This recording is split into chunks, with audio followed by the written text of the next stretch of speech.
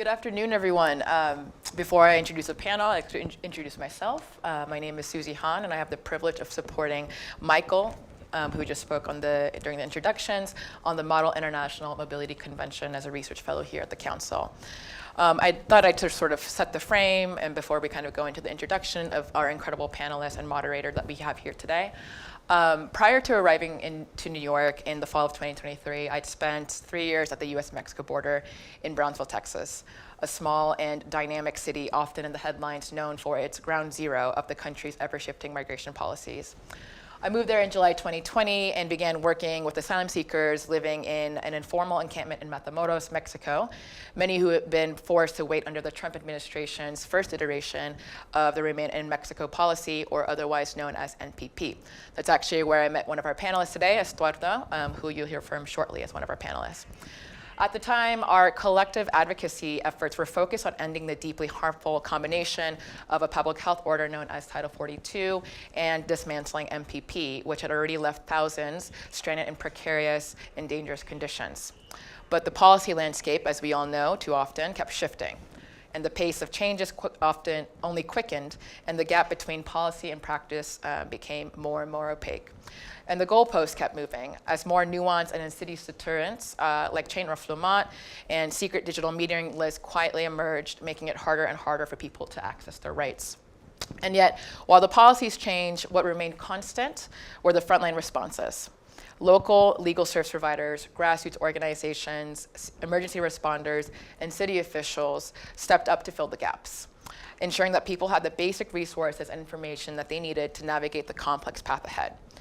And what struck me then, and what continues to sort of shape my work now, is that despite the headlines and the noise in Washington, frontline communities were already modeling what dignified, rights-respecting migration governance could look like.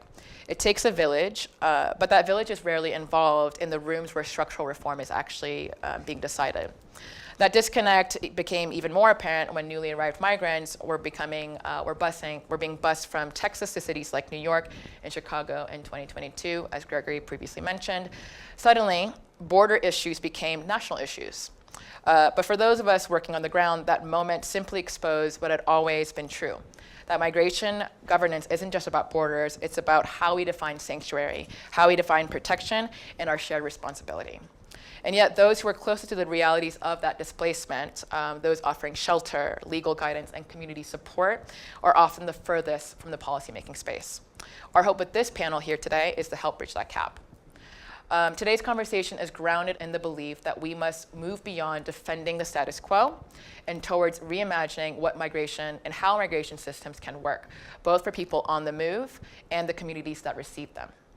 That's the vision behind MIMC, as we just discussed, the legal framework that aims to align the rights, responsibilities, and realities both locally and globally. To help us explore that vision, I'm very honored to welcome a remarkable group of speakers. Our moderator for today's panel is an award-winning journalist and author, Molly O'Toole. Molly has written for a number of news organizations, including The Atlantic, The Washington Post, The New Republic, among others. In 2020, Molly was awarded the first ever Pulitzer Prize in audio reporting for an episode of This American Life, uncovering the front lines of the Trump administration's MPP policy. To the left of her, we have joining the panel Estuardo Cifuentes, the program manager with Project Corazon, a program under the auspices of Lawyers for Good Government that aims to safeguard the rights of migrants in the face of inhumane U.S. immigration policy. As an asylum seeker who spent over 18 months in Mexico under MPP and founded a program to support LGBTQ+ asylum seekers, Estuardo continues to leverage his lived experiences and his expertise to assist vulnerable individuals and educate attorneys, community members, and other stakeholders on asylum-related issues in Mexico and the United States. And to the very left, we have Kate Clark.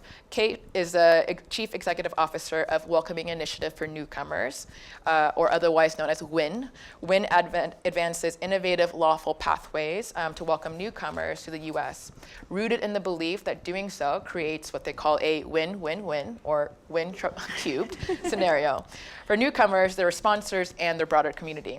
Before leading GWIN, Kate was the Senior Director of Immigration Services at Jewish Family Services of San Diego, overseeing 200 staff across legal and shelter programs. And finally, we have Emily Schechtman, co-founder and director of South Brooklyn Sanctuary here in New York, where she leads efforts to empower New Yorkers to represent themselves in immigration court through Know Your Rights programming, legal paperwork support, and pro bono referrals. Previously, she was the chief of staff at Envision Freedom Fund, which pays bonds to free immigrants from ICE detention in the New York City area. So without further ado, please join me in warmly welcoming the speakers on stage.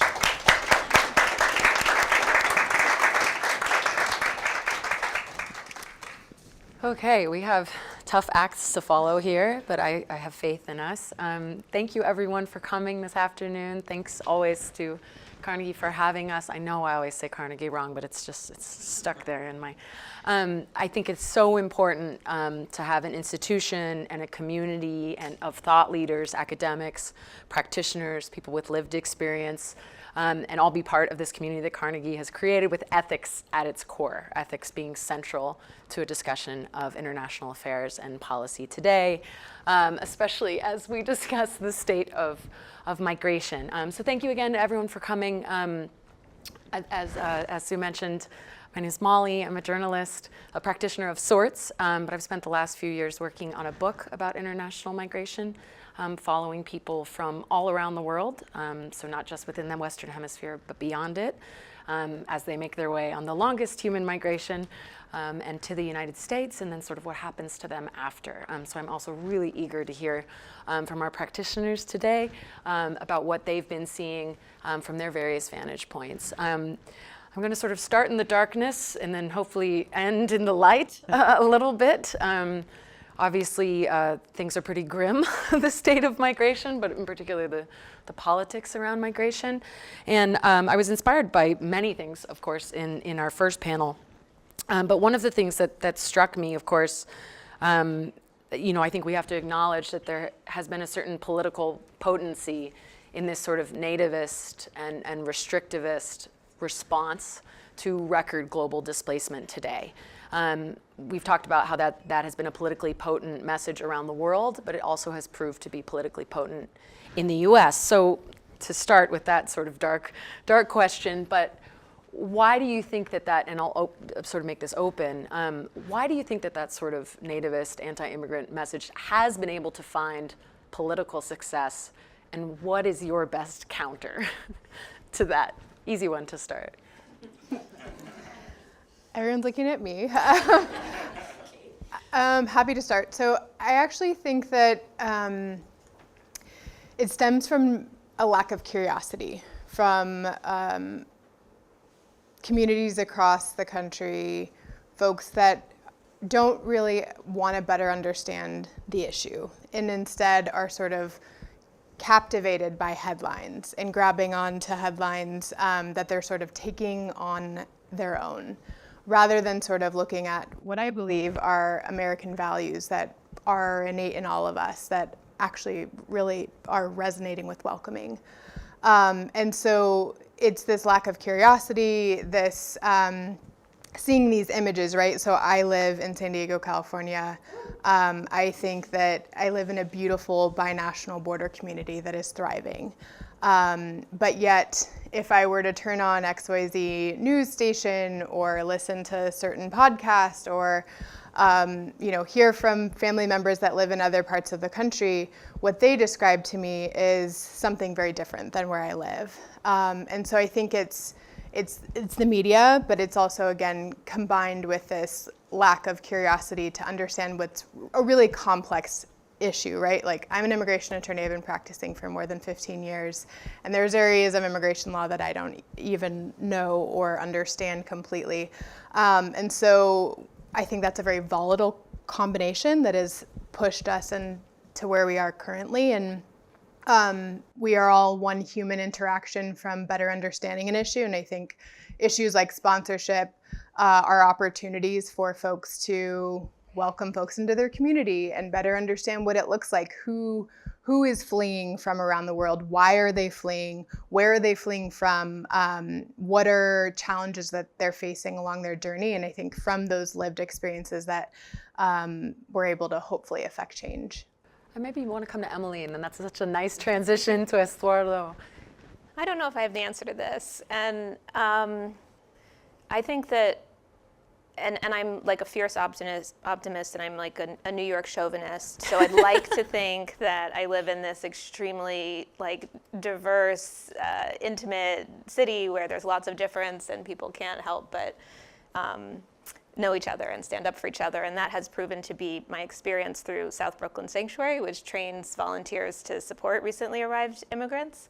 But I also know that even in New York City and beyond, there is a huge amount of fear and, nativism and anti-immigrant sentiment. And it's like no surprise to anyone that we all have a growing wealth gap in this country. Many people are living with a lot more precarity when it comes to access to resources. And I think that is dangerous. I think it makes everyone afraid of difference and less curious than they might otherwise be.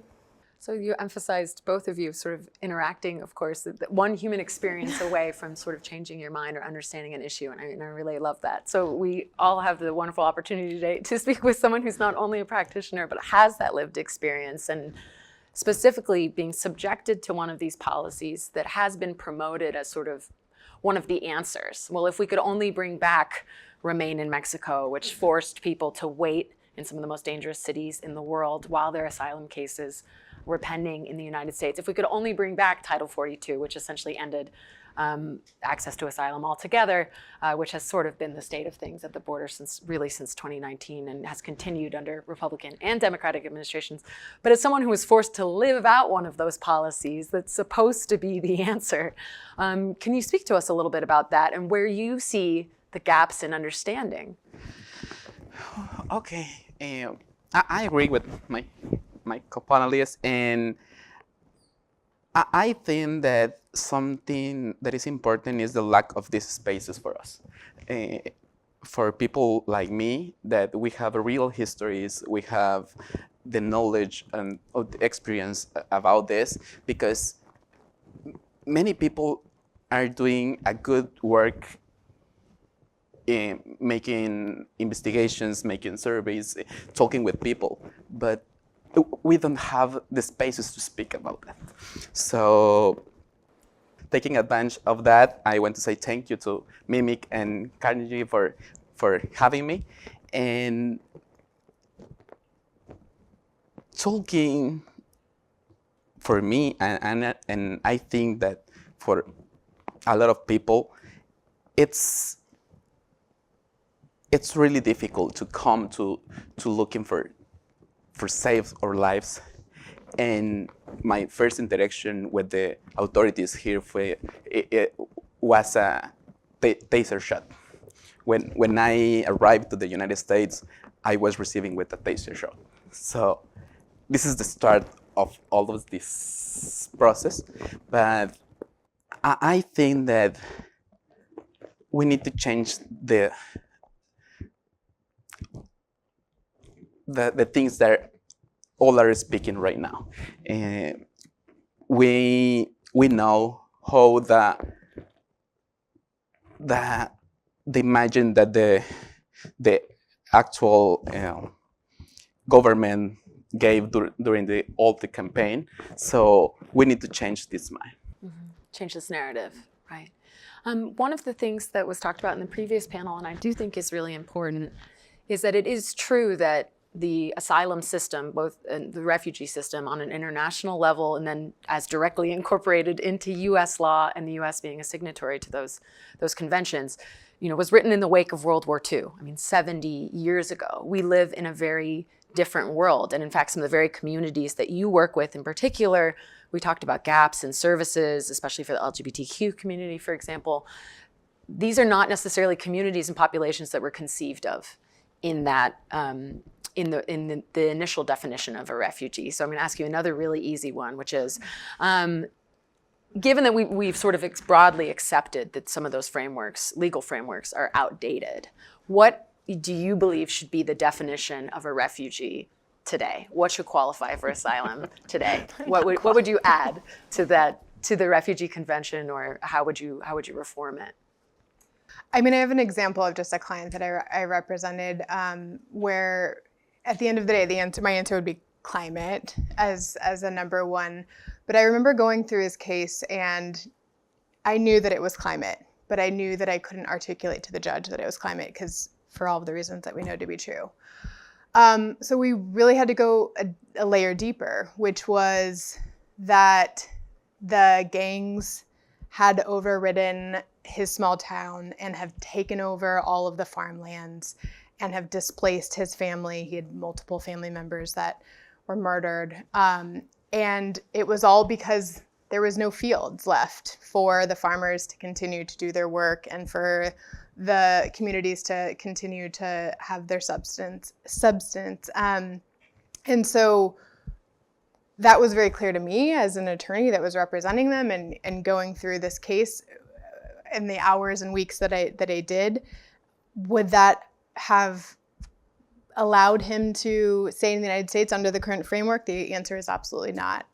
Yet he had faced, this incredible and challenging journey. And so I take that as like climate as just one example of where you look at a layer deeper, and there certainly are a number of issues and I think opportunities. I think it's also a hard question to answer in this moment, as was alluded to in the previous panel, that the current framework is hanging by a string. Right. And so it's hard as an advocate to want to grapple onto that. I want to hold by that string for what we have in this moment and expand. And I think that the and is, of course, what we're going to strive to achieve. But it's very clear to me that we are leaps and bounds away from achieving it. Yeah, I appreciated Gregory's comment about how sometimes you get a lot of pushback, let's say, when you even suggest that it's outdated and that it needs to be reformed, because the suggestion is that somehow you might be working against that or undermining the very values that are at the heart, even while acknowledging that we live in a very different world and that reform is needed. So this is a safe space in which we'll still hold on to that thread, but also talk about the ways in which the framework is not meeting the demands of the world today. So how do you see this from where you sit in Brooklyn? We would love to reimagine the definition of asylum. A lot of our work is legal education, and that's both for recently arrived immigrants who don't have attorneys. That's sort of our mission, is supporting recently arrived immigrants who don't have access to attorneys, and then legal education for volunteers who are often lay people, sometimes attorneys, who are supporting recently arrived immigrants to represent themselves. And this may not be the case for this room, but for many of the folks that we're talking to, there's this idea that asylum is protection from harm. There's a box on the asylum application that says, why are you afraid to return to your home country, and why?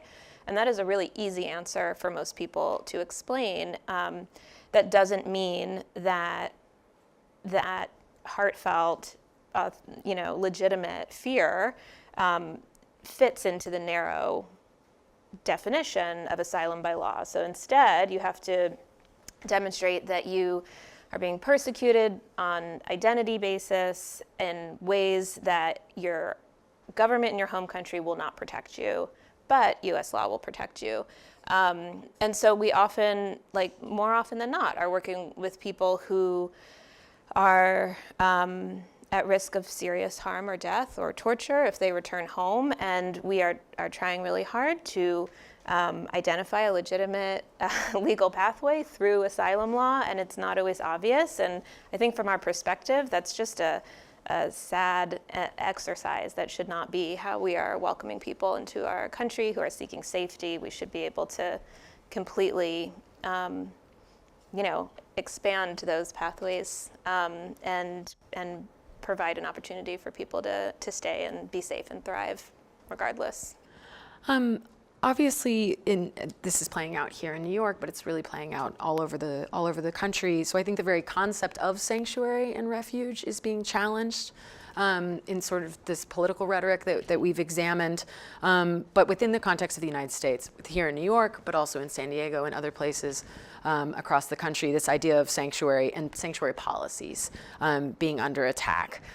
So another way, hopefully, to turn this a little bit more positive is what are some of the ways that you have found that can be productive or constructive in terms of on an individual level, on a maybe organizational level, on maybe a local or a city level, pushing back as some of these sanctuary policies are being targeted? And I might start with you, Eduardo, if that's okay. So I think that the groups need to work more with collaborative. So we try to work with the cities, and we have a good approach with cities like New York, DC, Washington State, but also we have a lot of good approach with cities in Texas and in the red states. So I think that the groups or NGOs need to have the risk to approach with these more difficult people, because we usually are looking for our colleagues or people that is in our side, but we need to expand that. I remember last year I published something in Fox News, and it was very, very explosive. I received death threats for this, but we went to there with them and explained of them all of this reality. So I think that we need to approach to people that is not in this space and explain all of these things and try to not try to change their mind, but explain what is the reality. So. And that's a way to sort of broaden the potential allies around some of these sanctuary policies. Even if you step away from the politics to the reality, then you can reach people. Yeah, and we are having more of these people that doesn't know anything about migration coming with us. So this is, I think this is something that we can do in this space. And that's so interesting I didn't know that's where you were going to go with that. So I love being surprised by the answers. New York itself has played a really interesting role in the migration debate over the last several years, let's say. Obviously this is in part because of Greg Abbott's busing program, but there was also a busing program out of Arizona before that. Sort of interestingly, I've had a lot of conversations and met people along the way. They've traveled thousands of miles who were excited for the free bus ride. And wanted to go to New York anyway. So on the one hand, you have, and they're like, great, free ride to New York, and what a nice bus this is. You should have seen the buses I was riding on before. So, there are attempts to use sort of human beings as political footballs from different sides of the political spectrum, as you alluded to. At the same time, this was meant to be sort of a political stunt that would sort of put maybe more progressive Democrats on the spot by sending migrants to New York. And in some ways, the response from the New York leadership, we have a New York mayor, who in some ways was echoing some of the rhetoric that you might hear from the other side. So it really confused and muddled the sort of political picture and the political lines. But in terms of defending sanctuary policies or the concept of sanctuary itself, how do you do that in a climate that's so confused, even within a city like New York, that one might assume would have a certain response when thousands of people show up on your doorstep? Yeah, it would be wonderful if our electeds were stepping up to this challenge and defending sanctuary policies and expanding sanctuary policies, and that's not happening. They're absolutely at threat. Our mayor's made really clear that our existing policies are, we can't count on them. They could change at any moment. And it's making community education really challenging. We go into the shelters and we provide legal education and know your rights information. And it's very unclear what are the rights in the shelter. The shelter staff refuse to talk to you about their policies or any directives that they've gotten. So it's really opaque. It's just really challenging to talk to people about what their rights are when whether their rights or whether the rights will be protected are really unclear.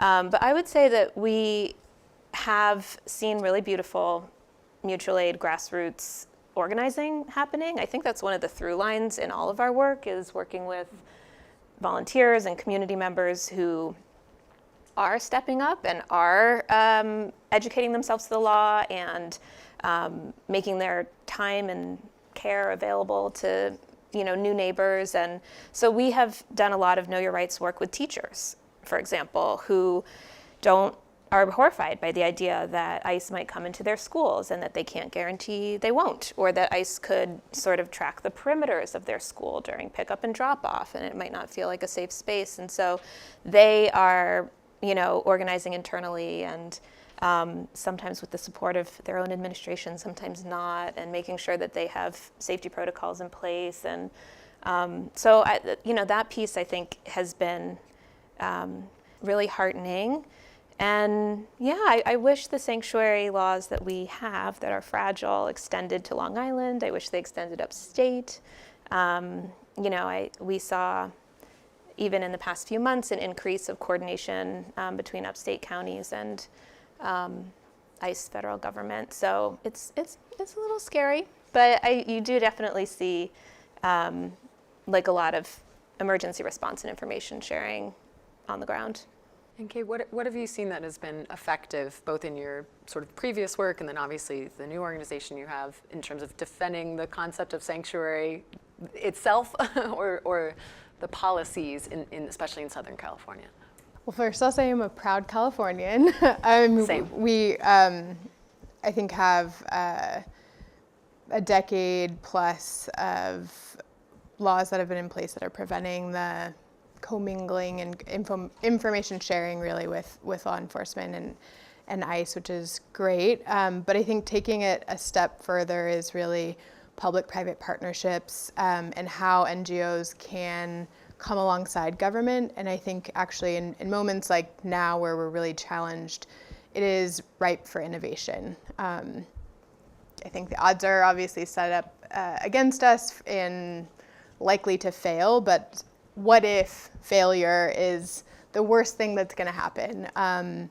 Of course, on the other side of that is for us to be able to succeed and succeed with breeding a new idea of how we can welcome, of how we can center humans while we're creating policies that are hopefully going to create us with this bright path forward.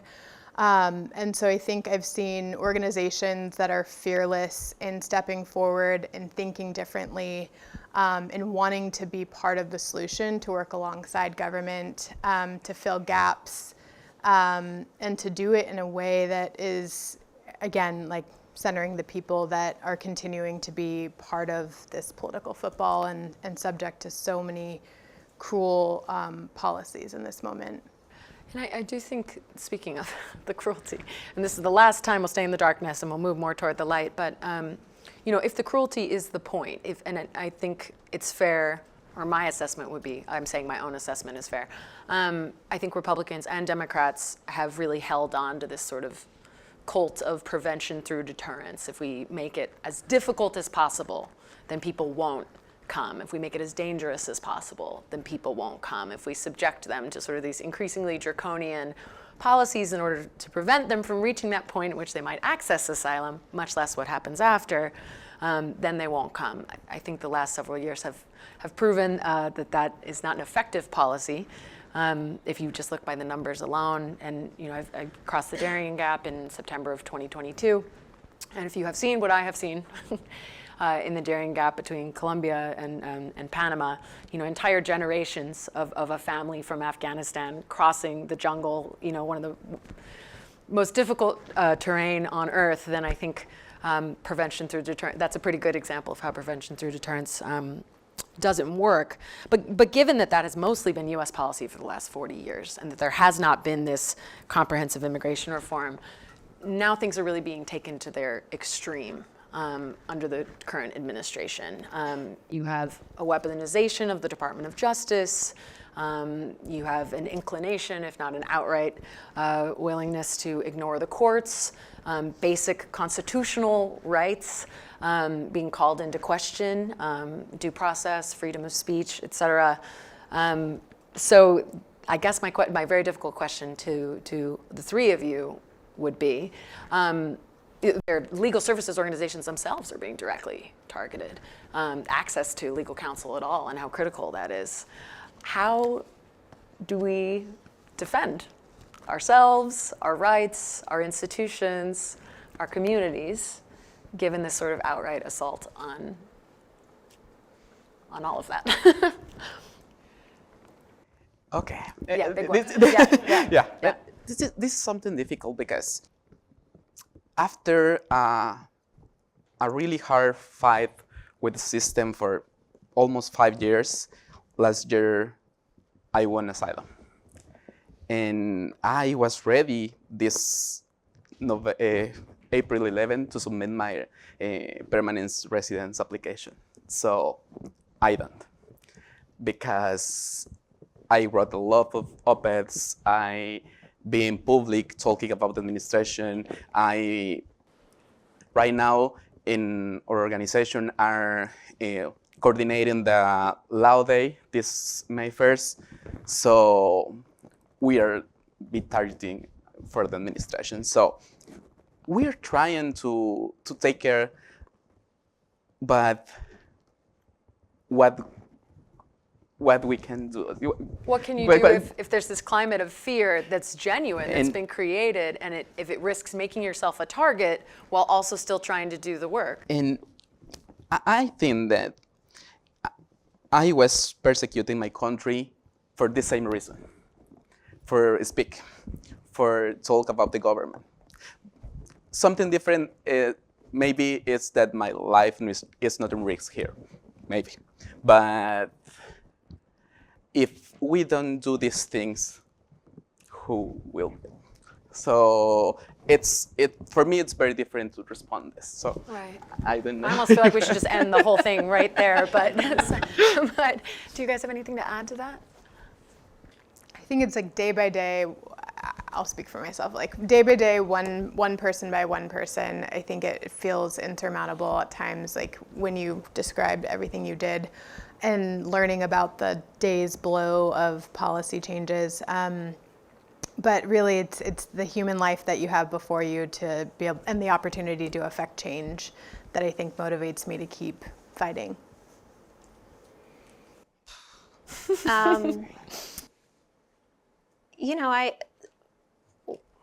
So much of what we do is supporting people to sort of turn the wheels of the immigration legal system, and sometimes it feels so arbitrary. Like I'm educating someone to laws, or I'm helping you, pull the levers or move forward in this process. And certain things are legal and certain things are criminalized, and it's not necessarily common sense. It's not necessarily right, but I'm going to help you navigate what feels like a very arbitrary set of rules designed to criminalize some and not others. And I think we've always known that, and now that sort of tool or lens of criminalization is being very shamelessly wielded towards groups that have previously felt protected.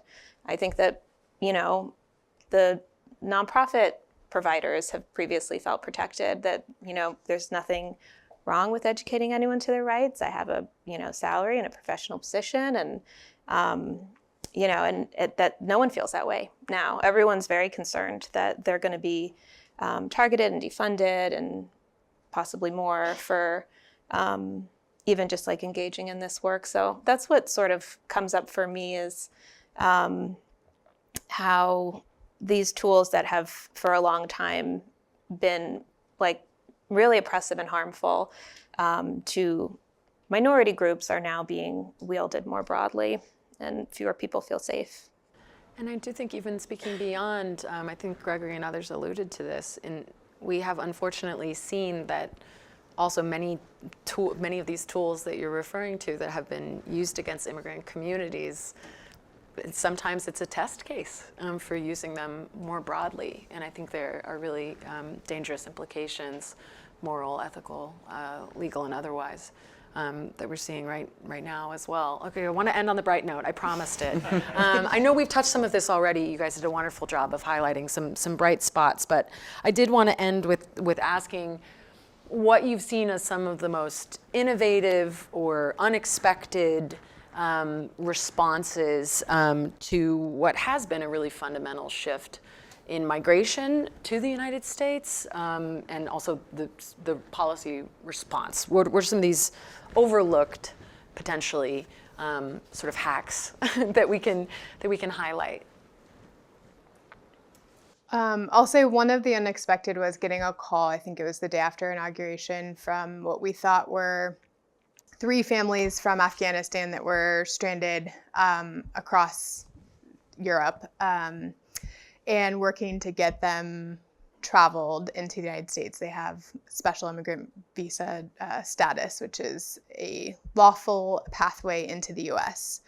And so what started as just these 3 families has actually turned out to be an incredible bright spot of SIVs and immigrant visa holders from Afghanistan able to continue to come. And so when the organization I lead, alongside our partners at the Community Sponsorship Hub and so many other organizations that are on the front lines working with Afghans across the entire world, have now assisted more than 380 Afghan newcomers after inauguration. And what we've done is patch together this privately supported end-to-end welcoming infrastructure that mimics what the government should be doing, what Gregory talked about with private sponsorship with everyday Americans essentially raising their hands saying, in the face of all of the things that we've just talked about, I want to step forward and I want to continue to welcome. This has been in places like Nebraska, North Dakota, Wisconsin. I think we're up to more than 30 different states with more than 200 private sponsors that have stepped forward and have really made a difference in the life of these Afghans, but I think have shown us that in the absence of a decimated system and infrastructure that we can still do this welcoming work. And we have a model, I think, to point to continue to iterate.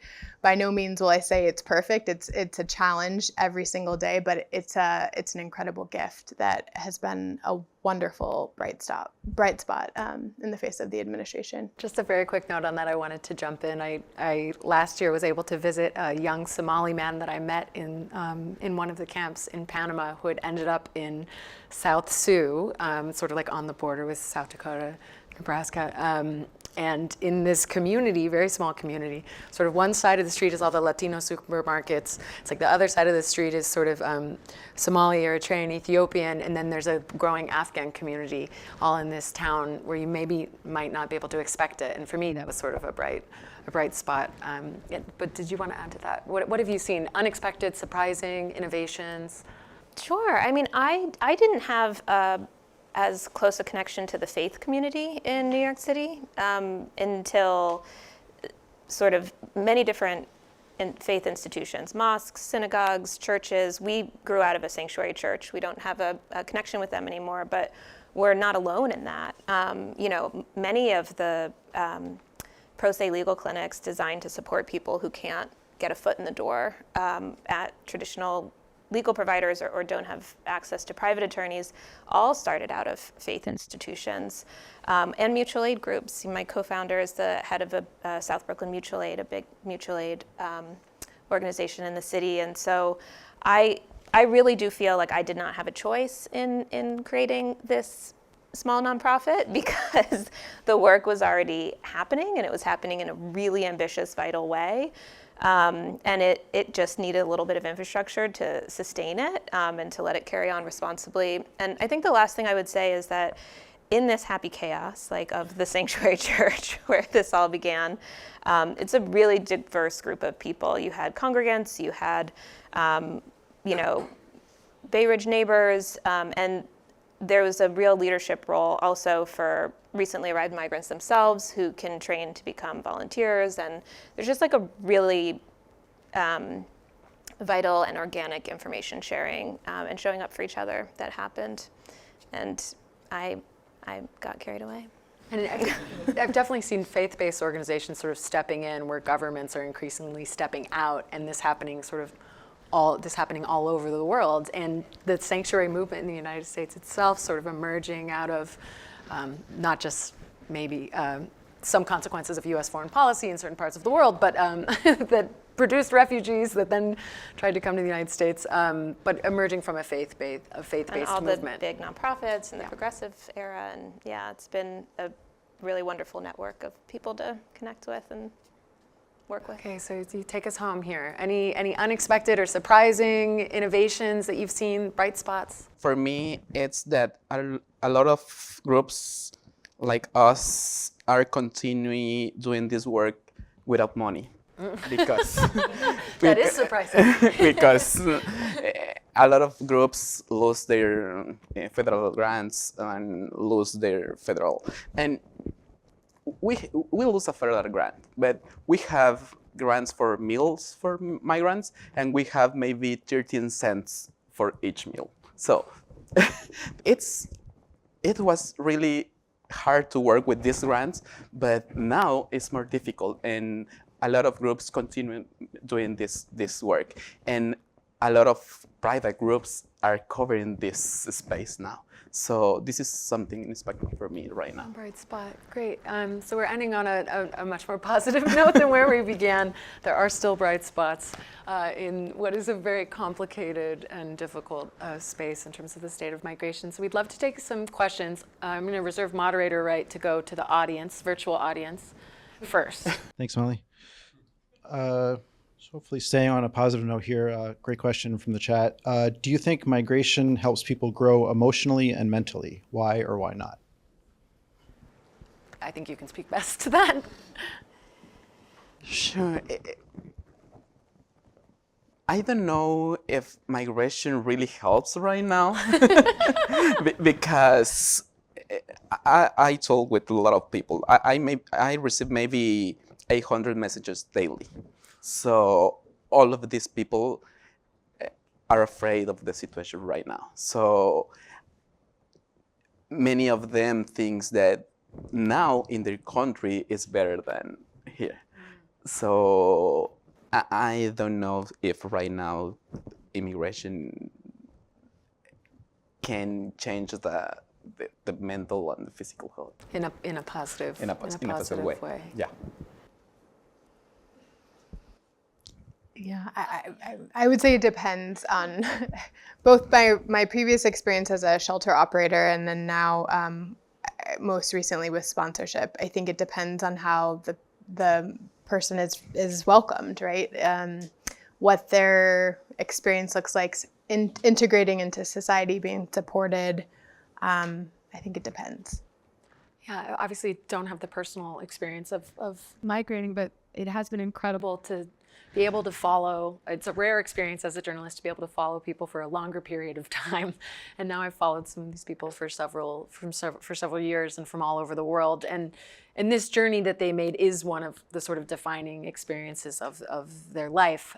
But it has been really difficult to see them sort of hold on so strongly to this idea of America. They cannot be, nothing will dissuade them from this idea that they have of America. And if they just make it there, then everything will be better for them, or at least for their children, for the next generation, if not them, because America is a place of safety and opportunity and prosperity and the like. So that's been very effective, our soft power export of this idea of the United States. And to watch that idea change and be challenged when they finally reach what they believe is their destination, and then sort of realize how difficult it is, whatever comes next. So that's been really difficult to watch. So I think there's a lot of resilience there with the experience of migration, incredible ingenuity, but also obviously emotionally difficult. There's real trauma that people also have to engage with all along the way. Questions from the audience? Oh boy. Hi, my name is Dave, and I'm a DACA recipient and a current graduate student at Oxford, but recent graduate from Hunter College right down the street. And my question is specifically around this idea of decision making that I'd love to hear about all of your experience, especially working with clients, in particular in this moment. This panel and last panel focused on how deterrence policies have never worked, and this approach to deterrence as an in immigration policy only started after 9/11, as many of us know, and so it's never worked. And people always come, regardless of what, whether you put buoys with razor blades or have CBP agents with whips. No matter what happens, people migrate regardless. And so, in that context, I'm curious what you're seeing in terms of information dissemination. Like, how aware are migrants of their rights as they're arriving to the different services that you're providing? Are they aware? Are things circulating a lot quicker than they used to? There's the CBP One app and different kind of digital kind of borders that are kind of making it more difficult to migrate now, but information has been spreading a lot quicker, or some people say. So I'm curious if you can speak about what you feel in terms of knowledge. Like, what does the base knowledge look like right now, and how are people making decisions to either migrate or not migrate in response to that? Thank you. I do think, the information sharing networks, and especially the role that social media plays, in my experience, has been absolutely incredible. And then also, we probably should speak briefly about what a big business migration is as well. And sometimes smugglers and other criminal organizations might take advantage of those information networks to plant certain messages that are advantageous to them about what policies might be going on. So I've definitely seen that in my experience, but what about for you guys? I think from the context of the border, there's a very strong cross-border binational information sharing mechanism for guests that I welcomed in my previous experience at a shelter. Sometimes it would be like a WhatsApp, with a visual, showing, next you're going to provide me this packet that is 30 pages long. And so it outlined our entire process, but really was developed by the newcomers, sort of sharing for those who were following in their footsteps. And I would say on the advocate side, it's been incredible to see the organization of NGOs across the southern border. So there's these welcoming committees, because welcoming looks different everywhere, right? In the interior, at the border. And so it's been nice to have an organized space that, in the context of the border, is binational. And so we're able to share information to partners, shelters on the south side of the border, organizations that are along the migration routes. And we're able to adapt to changes that are happening. Is there enforcement happening in southern Mexico or otherwise? And so folks can be informed of that information and then make an informed decision based on that information. Yeah, we saw a lot last year. We was made in Facebook Lives, and we had almost 40,000 people in our Facebook Lives bi-weekly. And we try to explain all of the people the legal pathways. And most of them uses the legal pathway that was put in place in the former administration. So I think the information and using the social media, it's important. But now, a lot of immigrant lawyers don't want to speak public. So it's something difficult in this The people who are best positioned to share the most accurate information that could enable people to make informed decisions may not want to speak because of this sort of fear. Yes. Right. That's it's a really difficult climate. And then countering the misinformation, you need the people who are closest to that, to the knowledge, the people on the ground, the practitioners like yourselves. But if you increasingly become a target, I can see how that's really difficult. More questions? Well, sorry, please. My question is, If you want it. thank you. My name is John Gage. I'm a former trustee here at the Carnegie Council. And my question gets around to the sponsorship, development of sponsorship groups. And I guess in some cases they're kind of replacing the agencies, the legacy social agencies, which I'm familiar with up in Connecticut and in New York. And I'm wondering if that's a model that could scale up and actually create a real basis for better, more integrated, coordinated legal immigration, or not. And one of the ways I can imagine that happening, at least theoretically, is you're in the communities, you're working with business people, you might be working with farmers in California, where I lived for a long time. You might be working around people who are running small business or industries, and they would be able to voice the need for those workers in the situation, as well as providing a kind of a part of the safe haven that the sponsorship would provide. Or am I making all this up? Is that not? No, I think you're making the case, and I think Gregory's the best to speak on this. But yeah, the organization, the Community Sponsorship Hub, has led the charge on doing this nationally. And what I have found and learned over the last couple of years as just being incredible is that they're actually mobilizing sponsorship organizations that are also across the country. So it's community driven. So you can have, again, let's just use North Dakota because it's my latest favorite example of a place that, I'll own my bias, like thought that it would not be so welcoming, but instead is proving me wrong, and is this incredible place of welcome. So there's not only the organizations on the ground that are wanting to do this work, but there's the private citizens that are saying, hey, I want to sponsor these Afghan families, the only newcomer population that's able to lawfully come in this moment. But we're also seeing is that these groups are making connections with their community, right? They have connections with employers. They're stepping forward to help folks enroll in school. They're tending to the medical needs. They're truly living alongside these sponsorship groups that have raised their hands. And I think that's juxtaposed against the resettlement system, where you have, of course, the incredible work of case managers and resettlement directors, but that's their job and it ends at 5 p.m., right? And then they come back again. Whereas this sponsorship group is like vested alongside to see this family succeed and be properly welcomed in the United States. So to answer the question, I think it's actually more scalable than the traditional refugee resettlement model, where it's been this, I think it's been described as a meeting where folks get doled out, numbers get doled out to different resettlement sites every single week, and there's no community buy-in, if you will, for how and where the welcome happens. If I can just take a brief pessimistic note, which is, so it seems there's a lot of potential in these welcoming programs. I mean, I think 3 million was the number that was cited between Afghans, CHNV, as well as the Ukrainians. CHNV, essentially, I believe the administration has said that anyone who came in on that program, it's invalid. I believe it's being challenged in court.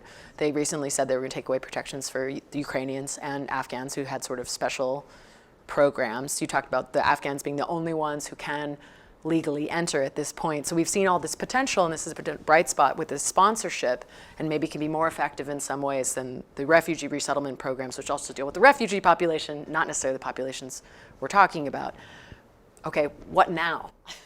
Given that those populations are no longer able to enter the country, or the people who were welcomed are essentially being told you are no longer welcome and you need to remove yourself. So yes, bright spot, scalable, but what now, given that the changes that we're seeing? Yeah, so I think we need more newcomer populations, number one. We need more lawful pathways into the United States. And I think we're seeing the challenges in court, right? Like that was alluded to.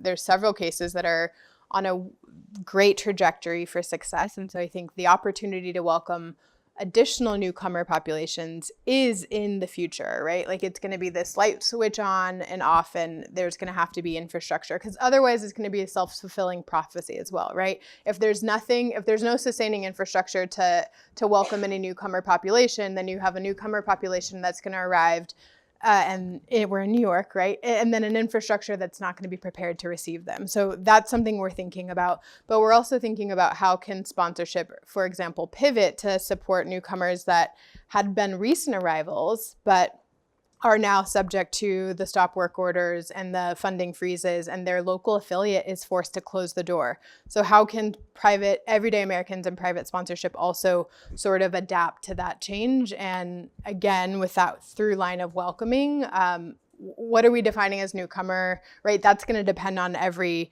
individual subjectively to decide, oh, I'm going to define newcomer as like this last year, or I'm going to say it's an Afghan for the last month. But that ability to choose is there. And so I think it's an opportunity that we'll continue to learn from. Thank you. My name is Ilgö Özler. I'm just wondering about what would you say the most helpful support would be for grassroots organizations working in this field coming from larger non-governmental organizations that are in the human rights framework? Given that there are limited resources, what do you think they should prioritize to support your work? Should it be litigation? Should it be documenting atrocities that are happening? Should it be direct service support? Should it be policy development support, research and policy? So I'm just wondering what is the big hole that would be most supportive for your work to be more fruitful? That's a really nice question to think about. You don't get that a lot.